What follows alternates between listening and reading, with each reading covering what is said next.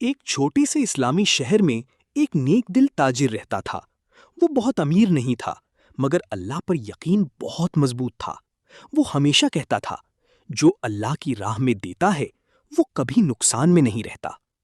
ایک دن وہ اپنے کاروبار کے لیے سفر پر نکلا۔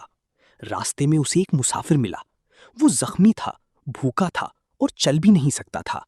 تاجر نے سوچا، اگر میں اس کی مدد کروں گا تو میرا وقت ضائع ہوگا، مگر پھر اس نے دل میں کہا، یہ اللہ کا بندہ ہے، شاید یہی میرا امتحان ہے۔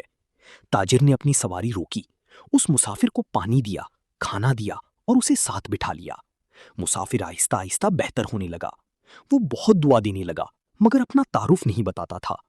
راستے میں کئی دن گزر گئے۔ تاجر نے اسے اپنے ساتھ رکھا، اس کا خیال رکھا۔ جب وہ شہر کے قریب پہنچے، مسافر نے کہا، میں عام انسان نہیں ہوں، میں اللہ کی طرف سے تمہارا امتحان تھا۔ تاجر حیران رہ گیا۔ مسافر نے کہا، تم نے مجھے اس وقت سہارا دیا جب سب نے چھوڑ دیا تھا، اب اللہ تمہیں وہ دے گا جو تم نے سوچا بھی نہیں ہوگا۔ اگلے دن تاجر جب اپنے گھر پہنچا تو اس کے کاروبار میں اچانک برکت آ چکی تھی۔ جو کام وہ سالوں میں نہیں کر پایا تھا وہ چند دنوں میں ہو گیا۔ لوگ اس سے پوچھنے لگے، یہ سب کیسے ہوا؟ وہ صرف مسکرا کر کہتا، میں نے ایک بندے کی مدد کی تھی، باقی اللہ نے سنبھال لیا۔